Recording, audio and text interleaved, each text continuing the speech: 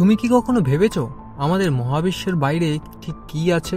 আমরা যেই নক্ষত্র, গ্রহ, গ্যালাক্সি দেখি, সেগুলোর বাইরে আছে এমন এক জায়গা যেখানে সময় থেমে থাকে, আলো পৌঁছায় না, আর বাস্তবতার নিয়ম যেন কাজই করে না। এই জায়গাকেই বিজ্ঞানীরা বলেন দ্য মিস্ট্রি স্পেস, একটা অজানা এবং অচেনা জগৎ যেখানে পদার্থ, সময়, এমনকি অস্তিত্ব হয়তো অন্যরকম।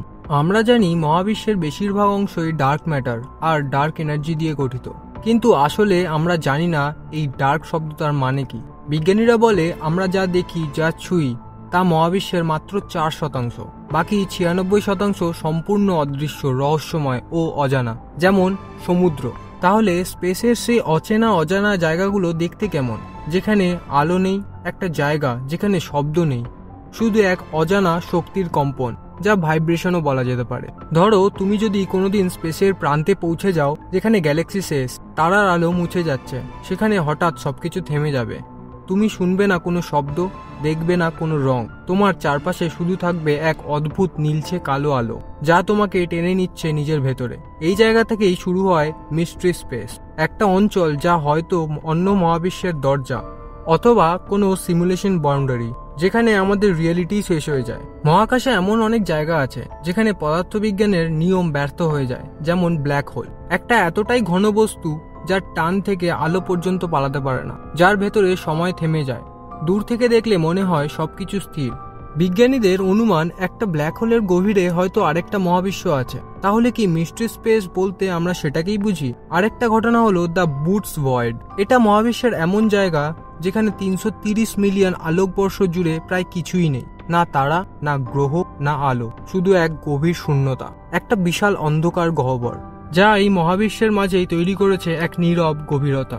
অনেক বিজ্ঞানী বিশ্বাস করেন মিস্ট্রি স্পেস আসলে হতে পারে একটা পোর্টাল, একটা গেটওয়ে, যা আমাদের মহাবিশ্বকে অন্য কোনো ইউনিভার্সের সাথে যুক্ত করে। আর কিছু সাইকিস্ট বলেন আমাদের মহাবিশ্ব আসলে একটা সিমুলেশন, আর মিস্ট্রি স্পেস হলো সেই কোডের সীমা, যেখানে প্রোগ্রামিং শেষ আর বাস্তবতার ভেতর ফাঁক শুরু। ভাবো, আমরা হয়তো কোনো বিশাল কোয়ান্টাম কম্পিউটারের ভেতর একটা ভার্চুয়াল রিয়েলিটি চরিত্রের মতো বেঁচে আছি, এবং মিস্ট্রি স্পেস হলো সেই দেওয়াল যা আমাদের বাইরে যেতে দেয় না। তুমি হয়তো ভাবছো এমন দূরের জগতের সঙ্গে আমাদের কি সম্পর্ক, কিন্তু যখন তুমি রাতে আকাশের দিকে তাকাও, তুমি আসলে তাকিয়ে থাকো সেই মিস্ট্রি স্পেসের দিকে। যা আলো তুমি দেখছো তা হয়তো কোটি কোটি বছর পুরনো। তুমি সেই আলো দেখছো যা এখন তার কোনো অস্তিত্বই নেই। তাহলে তুমি কি সত্যি বর্তমানটাই দেখছো, নাকি অতীতেরই কোনো ছায়া? এই প্রশ্নের উত্তরেই মিস্ট্রি স্পেসের গভীরতা লুকিয়ে আছে। মিস্ট্রি স্পেস আমাদের শেখায় যে আমরা যতই বড় ভাবি নিজেদের, মহাবিশ্বের তুলনায় আমরা মাত্র এক বিন্দু ধূলিকণার মতো। তবুও এই ধূলিকণার মধ্যেই আমরা খুঁজি সত্য, আলো আর অর্থ। হয়তো একদিন যখন মানুষ মিস্ট্রি স্পেসের সীমা ভেদ করবে, তখন আমরা বুঝবো এই মহাবিশ্বই আসলে এক বিশাল রহস্য, যার ভেতরে আমরা নিজেরাই এক রহস্য মাত্র। কিন্তু প্রশ্নটা তো রয়েই গেল, যদি মিস্ট্রি স্পেস সত্যিই থাকে, তাহলে ওর ওপাশে কি আছে?